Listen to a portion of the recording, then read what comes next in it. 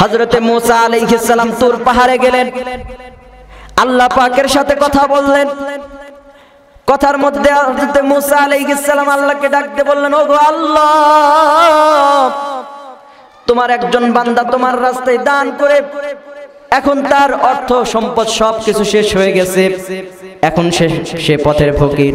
সেই বান্দা আমাকে জানিয়ে দিছে আপনার সাথে সাক্ষাৎ হলে আমি যেন আপনার থেকে সব টাকাগুলো এই বান্দারে ফিরিয়ে দেই। আল্লাহ রাব্বুল আলামিন সঙ্গে সঙ্গে জিবরাইল আমিনের মাধ্যমে হযরতে মুসা আলাইহিস সালামের কাছে আসমান থেকে একটা রূপার টাকা দিয়ে দিলেন। হযরতে মুসা আলাইহিস সালাম আল্লাহকে ডাকতে বলতেছেন, ওগো আল্লাহ, লোকটা তো আপনার রাস্তায় কোটি কোটি টাকা দান করছে, আল্লাহ আপনি তাকে ফিরিয়ে দিলেন একটা রূপার টাকা। আল্লাহ ডাক দেখো মুসা পয়গম্বর, ওই বান্দা আজ পর্যন্ত যত সম্পদ আমার রাস্তায় দান করেছে কোনোটা কবুল হয়নি একটা টাকা ছাড়া, এই জন্য তোমার কাছে আমি একটা টাকাই দান করলাম। মুসা আলাইহিস সালামকে আল্লাহ তাআলা বলতেছেন, মুসা পয়গম্বর শুনো, লোকটার কাছে এই টাকা দিবা, দিয়া বলবা বাজার থেকে যেন এই টাকার ওজনে সামান ক্রয় করে। হযরতে মুসা আলাইহিস সালাম তুর পাহাড় থেকে আল্লাহ পাকের সাথে কথা শেষ করে আসলেন। পথের মধ্যে ওই লোকটার সাথে দেখা হয়ে গেল। লোকটা মুসা আলাইহিস সালামকে ডাকতে বলতেছে, মুসা পয়গম্বর, আল্লাহ পাকের সাথে কথা হয়েছে। পয়গম্বর মুসা ডাকতে বললেন, আল্লাহর সাথে কথা হয়েছে, রব্বুল আলামিন তোমাকে একটা টাকা ফিরাইয়া দিছে। লোকটা আফসোস করে ডাকতে বলতেছে, মুসা শোনো, আল্লাহর রাস্তায় কোটি কোটি টাকা দান করছি, রব্বুল আলামিন ফিরাইয়া দিলেন একটা টাকা। হযরতে মুসা আলাইহিস সালাম ডাকতে বললেন, শোনো ভাই, তুমি আজ পর্যন্ত যত টাকা আল্লাহ পাকের রাস্তায় দান করেছো এর কোনো টাকা আল্লাহ পাকের কাছে মকবুল হয় নাই, একটা টাকা মকবুল হয়েছে, সেই টাকাটা আল্লাহ তাআলা তোমাকে ফিরিয়ে দিতে বলেছে। আল্লাহ পাক জানিয়ে দিয়েছে এই টাকার মাধ্যমে বাজারে গিয়া এই টাকার ওজনে তুমি সামান ক্রয় করবা। وقال تعالى يا أيها الذين آمنوا اتقوا الله وكونوا مع الصادقين. وقال النبي صلى الله عليه وسلم يا أبا ذر إنك لست بخير من أحمر ولا أسود إلا أن تفضله بتقوى أو كما قال النبي صلى الله عليه وسلم. اللهم رب السماوات وما أضللنا ورب الأرضين وما أقللنا ورب الشياطين وما أضللنا إني أسألك خير هذه القرية وخير ما فيها وخير أهلها. اللهم ارزقنا جناحا وحببنا إلى أهله وحبب صالح أهلها إلينا. اللهم صل على محمد النبي الأمي وعلى آله وسلم تسليما.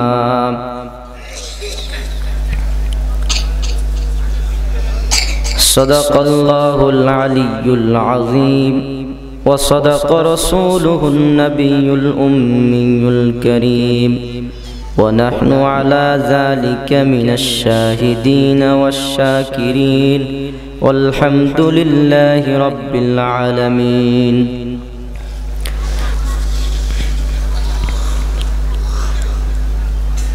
আফতাবউদ্দিন নুরানী হাফিজা মাদ্রাসা ও এলাকাবাসীর উদ্যোগে অষ্টম বার্ষিক ইসলামী মহাসম্মেলনের সম্মানিত সভাপতি সাহেব, দূর দূরান্ত থেকে আগত উলামায়ে কিরাম, মুআজ্জাজ মেহমান, পর্দার আড়ালে পর্দানাসীন মা ও বোনেরা, আমার সম্মুখ প্রাণে আমার দিনী ভাই বন্ধুগণ, আমরা সকলে আল্লাহ পাকের এই রহমতের সামিয়ানার নিচে এসে বসার জন্য আল্লাহ পাক আমাদের তৌফিক দান করেছেন। এই জন্য সকলে আমরা খুশি না বেজার? মানুষ যখন খুশি হয় ওই সময় যদি কোনো সংবাদ প্রদান করে, ওই সংবাদের আওয়াজটা ধীরে হয় না জোরে? আমরা খুশি না বেজার? খুশির আওয়াজ জোরে হবে নাকি ধীরে? প্রকৃত পক্ষে যদি আমরা খুশি হয়ে থাকি তাহলে সকলের জবান খুলে একত্রে একসঙ্গে আল্লাহ পাকের শুকর আদায় করি, আলহামদুলিল্লাহ। আর একটু জোরে বলা যায় না? বলা যাবে ইনশাআল্লাহ। আবারও আমরা শুকর আদায় করি, আলহামদুলিল্লাহ। লক্ষ কোটি দরুদ সালাম বর্ষিত হোক সাকরায়ে কায়নাতের প্রতি। সকলের জবান খুলে দরুদ পড়ি সাল্লাল্লাহু আলাইহি ওয়াসাল্লাম। সম্মানিত উপস্থিতি, আল্লাহ পাক রব্বুল আলামিন তিনি এই সুন্দর পৃথিবীকে সৃষ্টি করেছেন, কত নিপুণ পদ্ধতিতে সৃষ্টি করেছেন। এই সৃষ্টির ভিতরে কোনো ধরনের কোনো ত্রুটি পাওয়া যায়? পৃথিবীর সবচাইতে শ্রেষ্ঠ আর্টম্যানকে যদি বলা হয় তুমি আমাকে একটা চিত্র অঙ্কন করে দাও যেটার মধ্যে কোনো ধরনের কোনো ত্রুটি থাকা চলবে না, কিয়ামত পর্যন্ত যদি খোঁজা হয় এমন কোন আর্টিস্টকে, সে কি ত্রুটি মুক্ত কোনো চিত্র অঙ্কন করতে পারবে? কিন্তু আল্লাহ রাব্বুল আলামিন তিনি এই সবুজ পৃথিবীকে সৃষ্টি করেছেন নিখুঁত পদ্ধতিতে, নিপুণ পদ্ধতিতে, যার ভিতরে কোনো ত্রুটি কেউ দেখাতে পারবে? প্রশ্ন হতে পারে, এই নিপুণ পদ্ধতিতে আল্লাহ পাক পৃথিবী সৃষ্টি করলেন, এই পৃথিবী কাদের জন্য? এই পৃথিবীকে আল্লাহ পাক সৃষ্টি করেছেন আল্লাহ পাকের সৃষ্টির শ্রেষ্ঠ জাত মানুষের জন্য আল্লাহ পাক সৃষ্টি করেছেন। সুবহানাল্লাহ বলুন। প্রশ্ন আবারও হতে পারে, তাহলে সৃষ্টির সব কিছু যদি আল্লাহ পাক মানুষের জন্য সৃষ্টি করে থাকেন তাহলে মানুষকে আল্লাহ রাব্বুল আলামিন কিসের জন্য সৃষ্টি করেছে? প্রশ্ন হয় কি না? অবাধে জবানকে জড়তার সাথে না, জবান খুলে আওয়াজ করে বলি যে মানুষকে আল্লাহ পাক সৃষ্টি করেছেন একমাত্র তার ইবাদতের জন্য।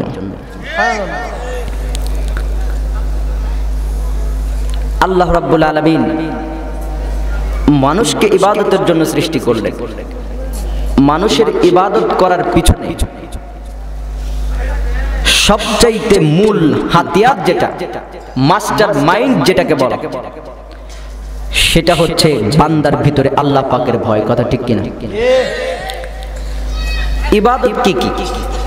ইবাদত হতে পারে নামাজ, ইবাদত হতে পারে যাকাত, ইবাদত হতে পারে রোজা, ইবাদত হতে পারে আল্লাহ পাকের ভয়। কোন মানুষের ভিতরে যদি আল্লাহ পাকের ভয় না থাকে তাহলে সেই মানুষটা কি আল্লাহ পাকের ইবাদত করতে পারবে? আওয়াজ দিয়ে বলেন। নামাজ পড়তে পারবে? যাকাত দিতে পারবে? হজও করতে পারবে না, কারণ তার ভিতরে আল্লাহ পাকের ভয় নেই। যাদের ভিতরে প্রকৃত পক্ষে আল্লাহ পাকের ভয় আছে এই মানুষগুলো একমাত্র আল্লাহ পাকের ডাকে সাড়া দিয়ে ইবাদত বন্দেগী করতে পারে। যাদের অন্তরে ভয় নাই এই সকল মানুষ আজকে এই জায়গাতে কোরআন ও হাদিসের আলোচনা হচ্ছে, তারা বাহিরে রং তামাশা করতেছে, আছে না নাই? কারণ তাদের ভিতরে আল্লাহ পাকের ভয় নাই। এই জন্য আল্লাহ রাব্বুল আলামিন তিনি বান্দাকে সর্বপ্রথম ইবাদত করার আগে তাকওয়াবান আল্লাহ পাকের ভয় হৃদয়ে রাখার জন্য নির্দেশ দিলেন। কুরআনে কারীমের বিভিন্ন জায়গায় আল্লাহ রাব্বুল আলামিন সেই কথাটাকে তুলে ধরেছেন। আল্লাহ পাকের সাথে ফরমান, ইয়া আইয়ুহাল্লাযীনা আমানুত্তাকুল্লাহা ওয়া কুনু মা'আস সাদিকিন।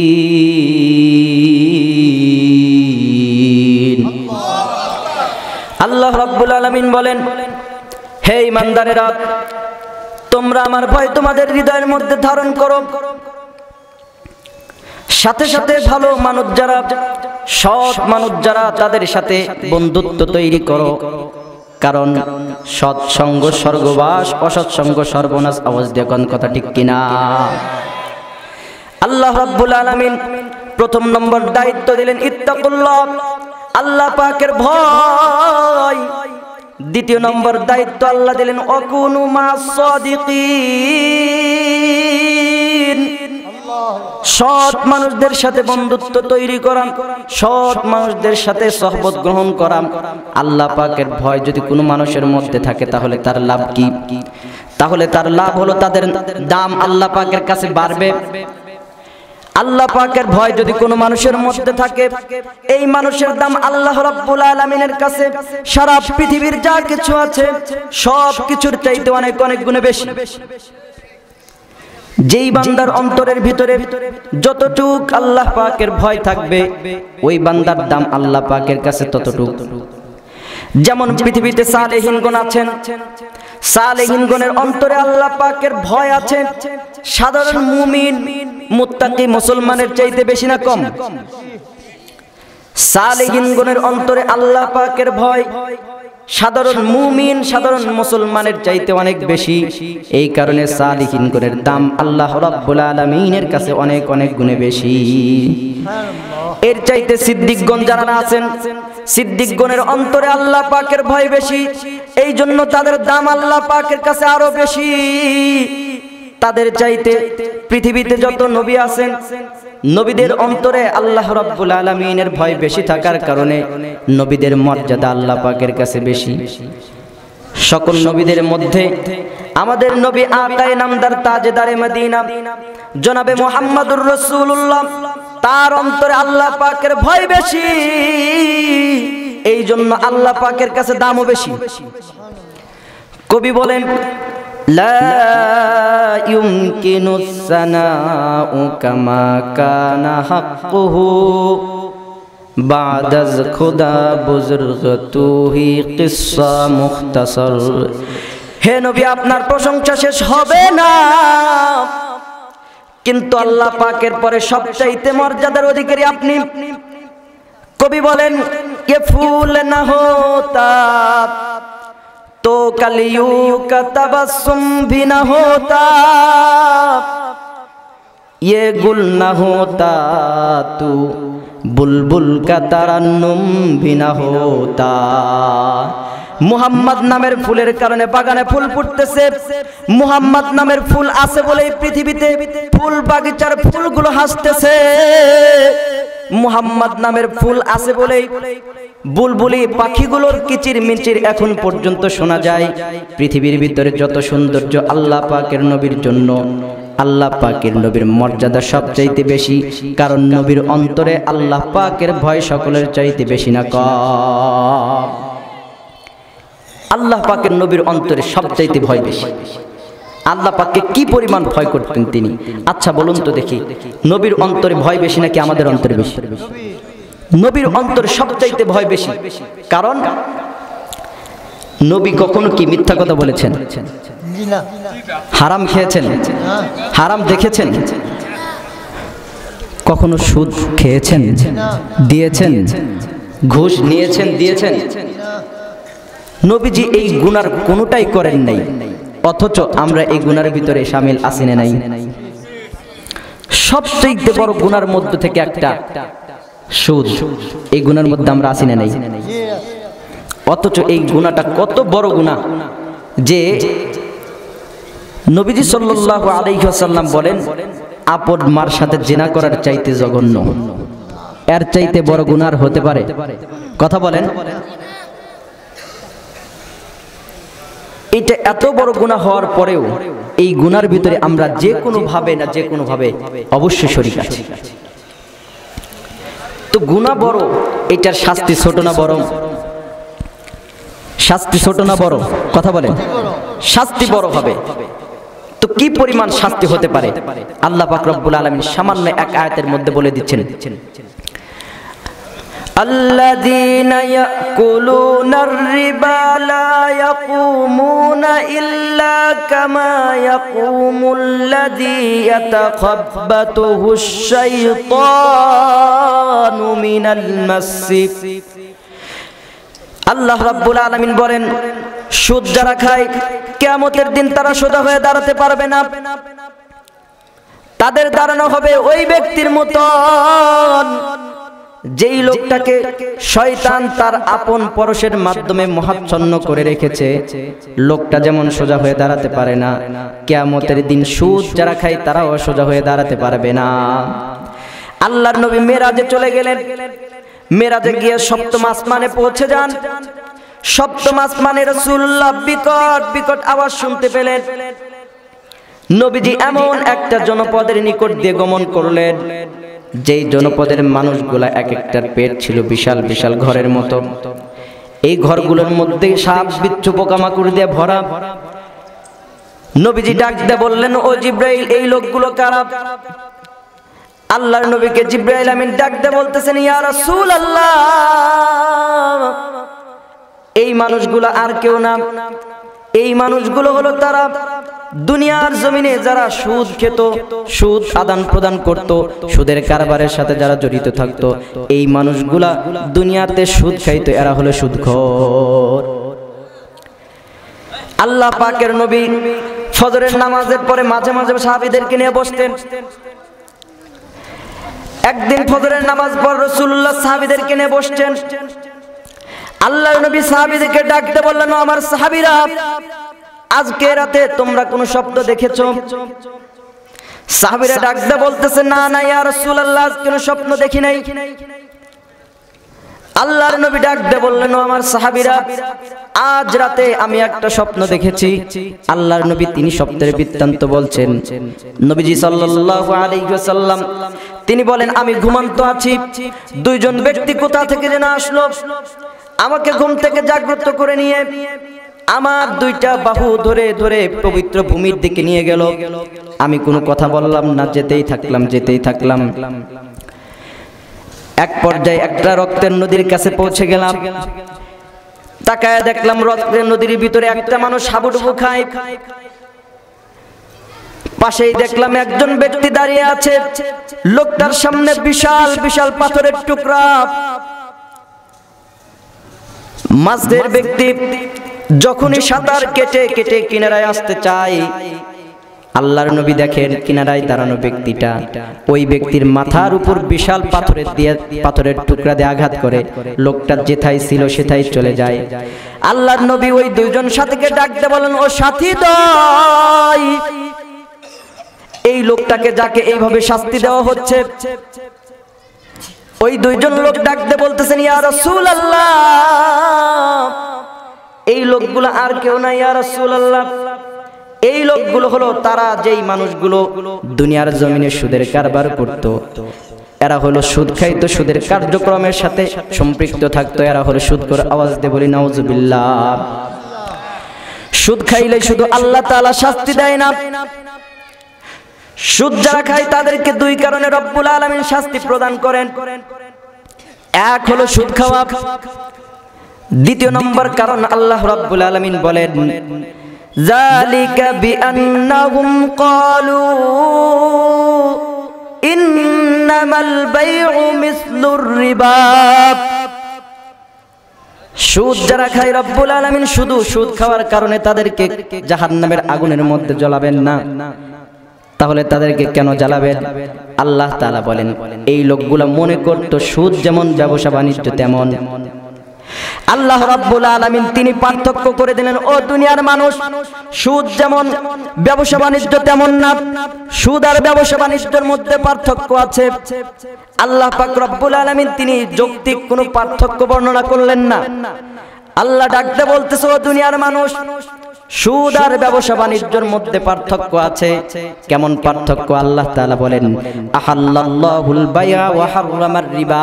আল্লাহ তাআলা সুদকে হারাম করেছেন, ব্যবসা বাণিজ্যকে বৈধতা দিয়েছেন। সুদ যারা খায় এদেরকে আল্লাহ পাক কঠোর শাস্তি প্রদান করবেন। আয়াত যখন নাজিল হলো, আল্লাহ রাব্বুল আলামিন বললেন, ইন্নামাল আহাল্লাল্লাহুল বাইআ ওয়া হাররামার রিবা। কিছু সংখ্যক মানুষ তাদের জ্বালা পড়া শুরু হয়ে গেল যারা সুদ খায়। আলোচনা শোনার পর অনেকের এরকম হবে, এই জামানায় আছে, ওই জামানায় ছিল কিনা কথা বলেন। কিছু মানুষ আলোচনা করতেছে সুদ হারাম কেন হবে।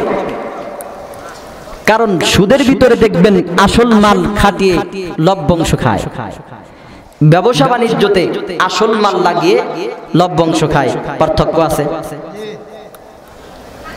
যৌক্তিক কোনো ব্যাখ্যা দিয়ে সুদকে হারাম বলা সম্ভব না, শুধু লাভ আর লাভ। এই জন্য কিছু সংখ্যক মানুষ তারা আলোচনা করতেছে সুদ যেমন ব্যবসা বাণিজ্য তেমন ব্যবসা হালাল, সুদ হারাম কেন হবে? দুইটাই হালাল। আয়াত আল্লাহ পাক নাজিল করলেন, লা তাকুলুর রিবা আযাফাম মুযাআফা, সুদ তোমরা চক্রবৃদ্ধি হারে খেও না, অর্থাৎ বেশি সুদ তোমরা খেও না। এই কথা দ্বারা কি এই কথা প্রতীয়মান হয় যে সুদ কম খাওয়া জায়েজ? কথা বলেন। যেইটার বেশি খাওয়া হারাম ওইটার কম খাওয়াও হারাম। আল্লাহ রাব্বুল আলামিন বললেন না কম সুদও খাওয়া যাবে না, বেশিও খাওয়া যাবে না। এমনকি সুদের সাথে যারা সম্পৃক্ত রাখে, সম্পর্ক আছে, এই সকল মানুষগুলোর উপরও আল্লাহর নবী অভিশাপ করেছেন। নবীজি বলেন, লানা রাসূলুল্লাহ সাল্লাল্লাহু আলাইহি ওয়াসাল্লাম আকিলির রিবা ওয়া মুকিলাহু ওয়া শাহিদাহু ওয়া কাতিবাহু। সুদ যারা খায়, সুদ যারা দেয়, সুদের কার্যক্রম যারা লিপিবদ্ধ করে, সুদের কাজে যারা সাক্ষী থাকে, সকলেই সমান তালে গুনাহগার। তাহলে সুদ খাইলে গুনাহগার, অল্প খাইলে গুনাহগার, বেশি খাইলে গুনাহগার, সব যেভাবে খাবে, যেভাবে সম্পর্ক রাখবে, সবাই সমান তালে গুনাহগার কিনা?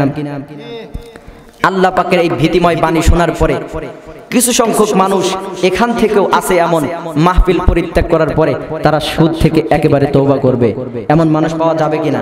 কথা বলেন। আবার কিছু মানুষ আছে সুদ খাওয়া ছেড়ে দিয়ে আবার সুদের ভিতরে ঢুকে যাবে, এমন মানুষ পাওয়া যাবে কিনা? যাবে না।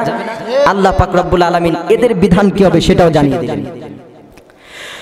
ফামান জাআহু মাউইযাতুম মির রাব্বিহি ফান্তাহা ফালাহু মা সালাফ ওয়া আমরুহু ইলাল্লাহ ومن عاد فأولئك أصحاب النار هم فيها خالدون।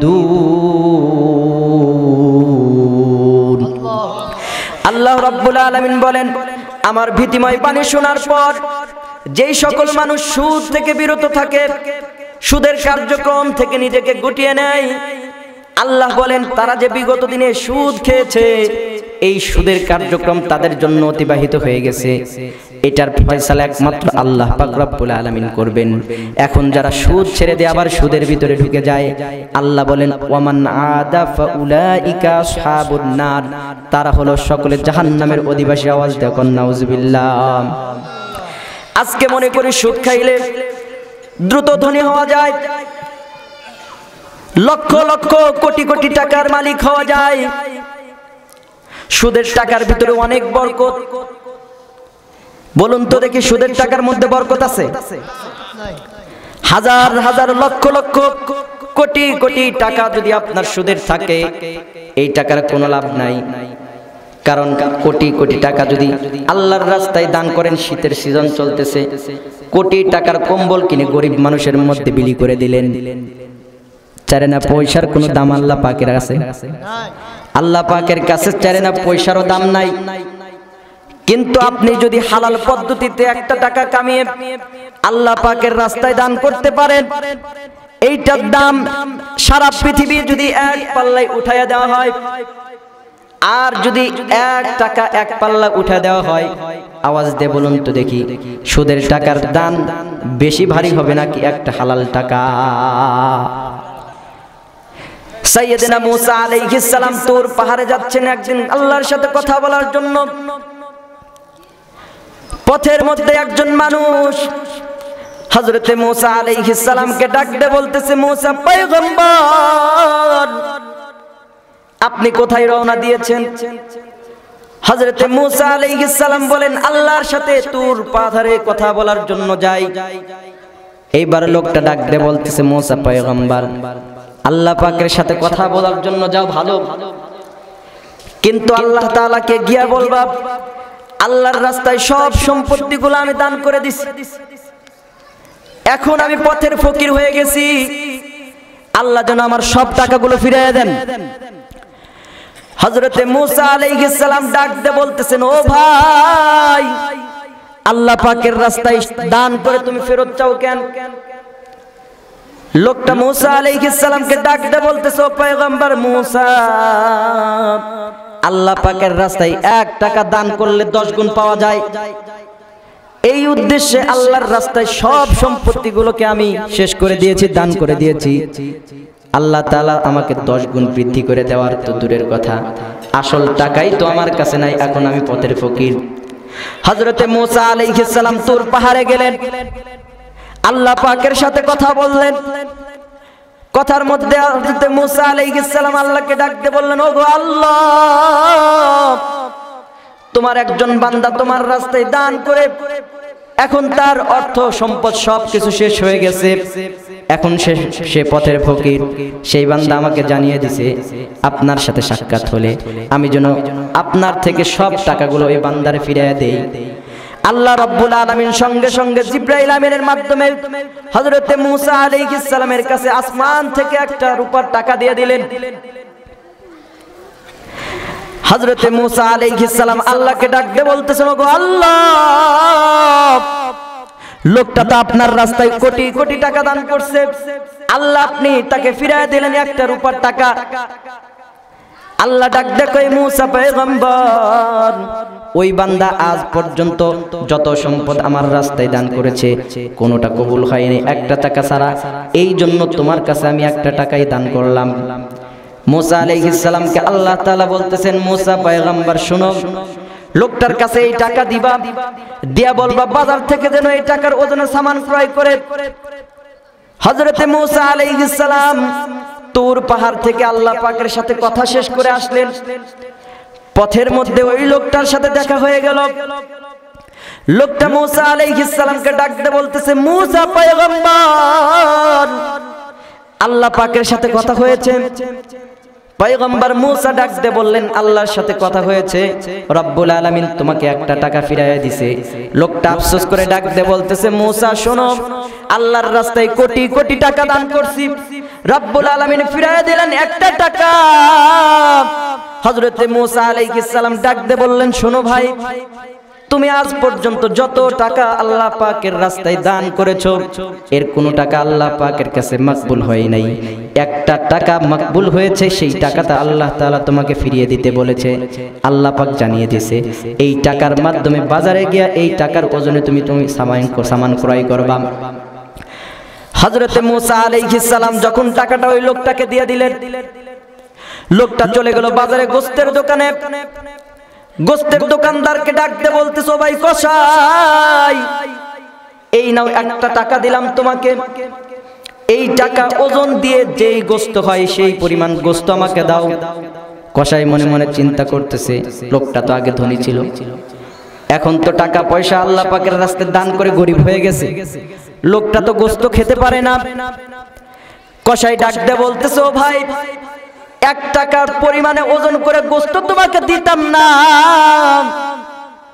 বরং তোমাকে 1 টাকা দামে যা গোশত হয় সেই গোশতটা দিয়ে দেই, তার চাইতে একটু বেশিও দিব। লোকটা ডাক দিয়ে বলতেছে কসাইকে, না না, বরং এই টাকা ওজন দিয়ে যতটুকু গোশত হয় ততটুকু দাও। এইবার কসাই পাল্লার এক প্রান্তে 1 টাকা উঠায় দিছে, আর এক প্রান্তে উঠায় দিল 2-3 টুকরা গোশতের টুকরা। পাল্লাটাকে যখন এইবার উঠাইছে, উঠানোর সাথে সাথে দেখা যাচ্ছে গোশতের পাল্লা হালকা, টাকার পাল্লা ভারী। আওয়াজ দেখুন, আল্লাহু আকবার। কসাই এইরকম ভাবে করতে করতে পাল্লার এক প্রান্তে 5 কেজি গোশত উঠায় দিছে। এইবারও যখন পাল্লা ধরে উপরে উঠাইছে, এইবারও দেখা গেল গোশতের পাল্লা হালকা, টাকার পাল্লা ভারী। এক পর্যায়ে কসাই বড় একটা পাল্লা নিয়ে এসে ওই পাল্লার উপর দোকানের যত গোশত ছিল সব গোশতগুলো উঠায় দিলেন, আর এক পাশে টাকা। এইবারও দেখা গেল গোশতের পাল্লা হালকা, টাকার পাল্লা ভারী। সুদের টাকা খেয়ে কোটি কোটি টাকার মালিক হলে লাভ আছে? সুদের টাকা কোটি কোটি লক্ষ লক্ষ টাকা আল্লাহর রাস্তায় দান করলে কোনো লাভ নাই। সুদের টাকা দিয়া মাদ্রাসায় দান করলে কোনো লাভ হবে না, মসজিদ বানাইলে কোনো লাভ হবে না। কিন্তু যদি আপনি একটা টাকা আল্লাহ পাকের রাস্তায় দান করতে পারেন, তাহলে এটার দাম আল্লাহ পাকের কাছে এই পরিমাণ বেশি হবে। আল্লাহ তাআলা এটাকে তার নিজের কাছে হেফাজত করে লালন পালন করে কিয়ামতের দিন উহুদ পাহাড়ের সমতুল্য বানিয়ে আপনার আমলনামায় অ্যাড করে দিবে। এই জন্য আল্লাহ বলেন, ও দুনিয়ার মানুষ শোনো, ইয়ামহাকুল্লাহুর রিবা ওয়া ইউরবিস সাদাকাত। আল্লাহ রাব্বুল আলামিন সুদকে মিটাইয়ে দেন, সুদকে মোচন করে দেন।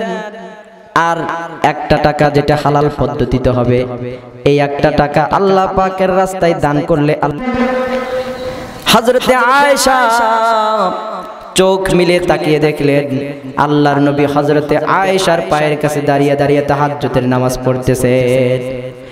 আল্লাহর নবী তাহাজ্জুদের নামাজ শেষ করে ফেললেন। আল্লাহর নবী সিজদায় পড়ে কান্না শুরু করে দিলেন। হযরতে আয়েশা ডাক দিয়ে বলতেছে, শোনো, আল্লাহর নবী তাহাজ্জুদের নামাজের পর সিজদায় পড়ে যখন কান্না করতেছিলেন, আল্লাহর নবীর সিনার মধ্যে থেকে কেমন আওয়াজ বাহির হয় শোনো। ডেকচির ভিতরে পানি দিয়া, পানি আগুনে জাল দিতে থাকলে যেমন পানিগুলো ফুটতে থাকে আর শব্দ হতে থাকে, আল্লাহর নবী তাহাজ্জুদের নামাজের পর যখন সিজদায় পড়ে কান্না শুরু করলেন, নবীজির সিনার ভিতর থেকে এমন আওয়াজ বাহির হইতেছিল, যেই আওয়াজের কারণে সেই রাতে আমি আয়েশার ঘুম ভেঙে যায়। আল্লাহর নবীর কি কান্না করার কোনো দরকার আছে? আল্লাহ জানিয়ে দিয়েছেন আগের গুনাহ মাফ, পরের গুনাহ মাফ।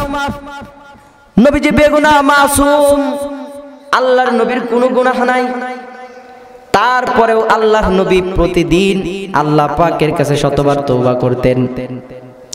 হযরতে আয়েশা সিদ্দিকা রাদিয়াল্লাহু তাআলা আনহা তিনি দেখলেন আল্লাহর নবী তাহাজ্জুদের নামাজের পরে কান্না করতেছেন। আল্লাহর নবী সিজদায় পড়ে কাঁদেন উম্মতের জন্য। আমার নবী তো হায়াতুন নবী, আল্লাহর নবী রওজায়ে আতহারের মধ্যে কান্না করেন। কোন মানুষের কলবটা যদি একেবারে স্বচ্ছ হয়ে থাকে, তাহলে এই কলবওয়ালা ব্যক্তি আজও যদি রওজায়ে আতহারের কিনারায় গিয়ে দাঁড়ায়, দুই চোখ বন্ধ করে মুরাকাবা করে দেখে, ওই লোকটা দেখতে পারবে, জানতে পারবে আমার নবী রওজায়ে আতহারের মধ্যে আজ পর্যন্ত উম্মতের জন্য কান্না করতেছে। হযরতে কাসিম নানুতুবি রাহমাতুল্লাহ আলাইহি আল্লাহ পাকের একজন আশিক, তিনি আশিকে রাসূল। কেমন আশিকে আল্লাহ ছিলেন? খানায়ে কাবা তওয়াফ করতে গেলেন। খানায়ে কাবা তওয়াফ করার পর একজন ব্যক্তি কাসিম নানুতুবি রাহমাতুল্লাহ আলাইহিকে হাদিয়া দিলেন কালো রঙের জুতা। হযরতে কাসিম নানুতুবি রাহমাতুল্লাহ আলাইহি ডাকতে বলতেছেন, শুনো ভাই, কালো রঙের জুতা আমি পায়ে লাগাইতে পারবো না, কারণ বাইতুল্লাহর গিলাফ যেটা এটার কালার হলো কালো। আশিক রাসূল ছিলেন তিনি। মদিনায় উপস্থিত হয়ে গেলেন। রওজায়ে আতহারের কিনারা খুলে দেওয়া হলো। লোকেরা ডাক দিয়ে বলতেছে কাসিম নানুতুবি রাহমাতুল্লাহ আলাইহিকে, যান আপনি সামনে গিয়ে পয়গম্বরের পায়ের কিনারায় গিয়ে আপনি দরুদ সালাম পড়বেন। হযরতে কাসিম নানুতুবি রাহমাতুল্লাহ আলাইহি তিনি দূর থেকেই সালাম দিলেন। সালাম দিচ্ছেন, চোখ দিয়ে পানি ঝরঝর করে পড়তেছে, কিন্তু হযরতে কাসিম নানুতুবি কাছে যায় না। রওজায়ে আতহারের মধ্যে থেকে আওয়াজ আসতেছে, কাসিম নানুতুবি দূর থেকেই সালাম দিচ্ছ, কাছে আসবা না, কাছে আসো, সালামের উত্তরটা তুমি নিয়ে যাও। হযরতে কাসিম নানুতুবি রাহমাতুল্লাহ আলাইহি তিনি একজন আশিকে মাওলা, আশিকে রাসূল। হযরতে কাসিম নানুতুবি রাহমাতুল্লাহ আলাইহির মতো যদি আজ পর্যন্ত আপনার চোখ থাকে, আপনার কলব থাকে, এই কলবওয়ালা মানুষ যদি রওজায়ে আতহারের কিনারার মধ্যে গিয়ে দাঁড়ায়, দুই চোখ বন্ধ করে থাকে, মুরাকাবা করতে থাকে, তাহলে আজও পর্যন্ত দেখতে পারবে আল্লাহর নবী আকায়ে নামদার তাজদারে মদিনা রওজায়ে আতহারের মধ্যে আজ পর্যন্ত উম্মতের জন্য কান্না করতেছে। কিয়ামতের ময়দান কায়েম হয়ে যাবে। সেই দিন মা বন্ধুকে, মা বাবাকে চিনতে পারবে না, স্বামী তার স্ত্রীকে চিনতে পারবে না, স্ত্রী তার স্বামীকে চিনতে পারবে না, সন্তান তার মাতা পিতাকে চিনবে না, সন্তান তার আপন ভাইকে চিনবে না, বোনকে চিনবে না। কেমন একটা দিন হবে ওই দিন। আল্লাহ রাব্বুল আলামিন বলেন, ইয়াউমা ইয়াফিরুল মারউ মিন আখিহি ওয়া উম্মিহি ওয়া আবিহি ওয়া সাহিবাতিহি ওয়া বানিহি লিকুল্লি ইমরিইম মিনহুম ইয়াউমা ইযিন শাআনুন ইউগনি। কিয়ামতের দিন যখন কায়েম হবে, সন্তান তার মাতা পিতাকে চিনবে না, মাতা পিতা তার সন্তানকে চিনবে না, ভাই তার বোনকে চিনবে না। ওই দিন বন্ধুত্ব কোনো কাজে আসবে না, কারো জন্য সুপারিশ গ্রহণ করা হবে না। এমন একটা বিভীষিকাময় পরিস্থিতিতে উম্মতেরা ছুটেই চলবেন, সকলেই পড়বেন ইয়া নাফসি ইয়া নাফসি, সকলেই চলবেন মুসা আলাইহিস সালামের কাছে। মুসা আলাইহিস সালামকে ডাক দিয়ে বলবে, ও পয়গম্বর মুসা, আল্লাহ পাকের কাছে একটু আমাদের জন্য দোয়া করেন, যাতে কিয়ামতের বিভীষিকাময় পরিস্থিতিতে আল্লাহ পাক আমাদেরকে নাজাত দিয়ে জান্নাতে দিয়ে দেন। হযরতে মুসা আলাইহিস সালাম তিনি সারেন্ডার হবেন, লোকেরা চলবে হযরতে ঈসা আলাইহিস সালামের কাছে, ডাক দিয়ে বলবে, ঈসা পয়গম্বর, আপনি একটু আল্লাহ পাকের কাছে দোয়া করেন, এই বিভীষিকাময় পরিস্থিতি থেকে যেন মুক্তি পেয়ে জান্নাতে যেতে পারি। হযরতে ঈসা আলাইহিস সালাম তিনিও সারেন্ডার করবেন, কিন্তু কিয়ামতের ময়দানে সকলেই সারেন্ডার হয়ে যাবে, কেউ সুপারিশ করবে না, কিন্তু একজন ব্যক্তির দিকে ইঙ্গিত করে দিবেন, তিনি আমাদের আকা তাজদারে মদিনা জনাবে মুহাম্মদুর রাসূলুল্লাহ। সকলে আওয়াজ দিয়ে বলি সাল্লাল্লাহু আলাইহি ওয়াসাল্লাম। এইবার উম্মতেরা ছুটছে দলে দলে হযরতে মুহাম্মদ আরবির দিকে। আল্লাহর নবীর কাছে গিয়ে দেখবে নবীজি রওজা, নবীজি যেমন রওজায়ে আতহারের মধ্যে কান্না করেছেন, তাহাজ্জুদের নামাজ পড়ে যেমন রাসূলুল্লাহ কান্না করেছেন, কিয়ামতের ময়দানে সকলেই পড়তেছে ইয়া নাফসি ইয়া নাফসি। আমার নবী ওই দিন সিজদায় পড়ে কান্না করতে থাকবেন। আল্লাহ পাকের হাবিব কান্না করে, আল্লাহ পাকের এটা সহ্য হয় না। আল্লাহ তাআলা তার হাবিবকে ডাক দিয়ে বলবেন, ইরফা রাসাক। আল্লাহর নবীকে আল্লাহ তাআলা ডাক দিয়ে বলবেন, ইরফা রাসাক, নবী আপনি মাথা উঠান, সালতুতা, চান আপনার চাওয়াকে পূর্ণ করা হবে, ওয়াশফা তুশাফা, সুপারিশ করেন, সুপারিশ আজকে মঞ্জুর হবে। সেই দিন সকলেই পড়বে ইয়া নাফসি ইয়া নাফসি। আল্লাহ পাকের নবী পয়গম্বরে আরবি সেই দিন দাঁড়িয়ে দাঁড়িয়ে আল্লাহ পাকের কাছে পড়বেন, ইয়া উম্মতি ইয়া উম্মতি, রব্বুল আলামিন আমার গুনাহগার উম্মত জাহান্নামে যায়, তাদেরকে জাহান্নামের আগুন থেকে বাঁচিয়ে দেন। আল্লাহর নবী তাহাজ্জুদের নামাজের পরে কান্না করতেছেন। হযরতে আয়েশা সিদ্দিকা রাদিয়াল্লাহু তাআলা আনহা বলেন, আল্লাহর নবীর চেহারা মোবারক দিয়ে পানি গড়ে গড়ে পড়তেছে, আল্লাহর নবীর দাড়ি মোবারক ভিজে গেছে, দাড়ি দিয়ে টপ টপ টপ টপ করে পানি পড়তেছে। খেজুর পাতার যায় নামাজের উপর, খেজুর পাতার যায় নামাজ ভেদ হয়ে মাটি ভিজে যাচ্ছে।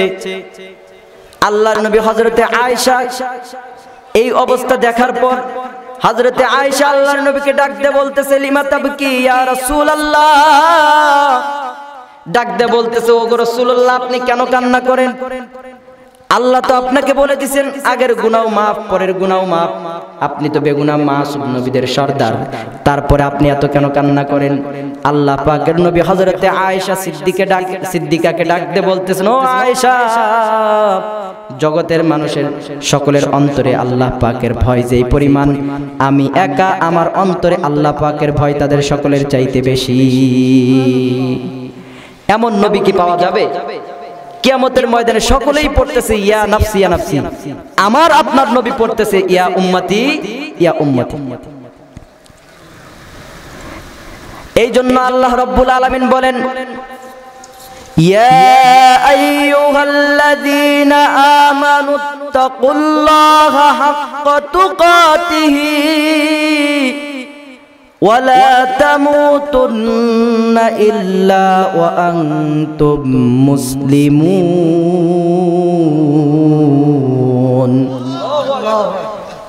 হে দুনিয়ার মানুষ, মুমিনের দলেরা, তোমরা আমাকে ভয় করো যেমন ভয় পাওয়া দরকার, আর খালেস মুমিন, খালেস মুসলমান হওয়া ছাড়া কেউ অন্ধকার কবরে যাইবা না। আল্লাহ পাক রব্বুল আলামিন ভয় যদি কোনো মানুষের অন্তরের মধ্যে থাকে, তাহলে ওই মানুষটার অন্তর হয়ে যায় পবিত্র অন্তর, ওই মানুষটার জবান হয়ে যায় পবিত্র জবান। আল্লাহর এক বান্দি, তার জবানের এত ধার ছিল, এমন এত পাওয়ার ছিল, একজন যুবকের জন্য দোয়া করছে, আল্লাহ তাআলা ওই যুবকের জন্য দুনিয়ার আগুনটাকে হারাম করে দিয়েছেন। দুই বন্ধু মিলে একবার দূর সফরে গেছে, এক জায়গায় গিয়ে তাবু লাগাইছে। এক বন্ধু অন্য বন্ধুকে ডাক দিয়ে বলতেছে, বন্ধু তুমি যখন রান্না করবা ওই সময় আমি আরাম করব, কোনো কাজ করব না। আবার তুমি যখন আরাম করবা তখন আমি রান্না করব, কোনো কাজ করার তোমার দরকার নাই। এইবার বন্ধু রান্নার কাজে লিপ্ত হয়ে গেল।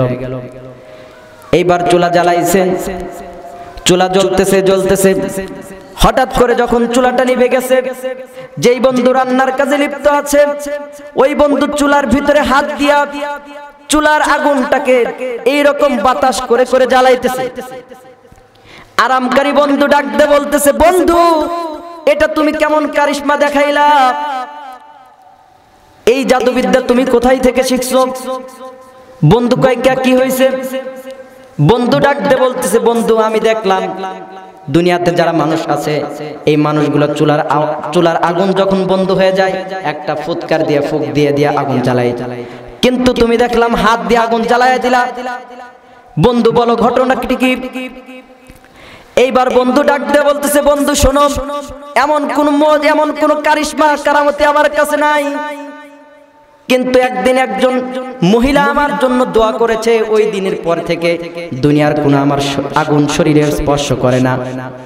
ঘটনাটা কি? বন্ধু ডাক দিয়ে বলতেছে, বন্ধু তুমি তো জানো আমি কেমন ধনী মানুষ ছিলাম,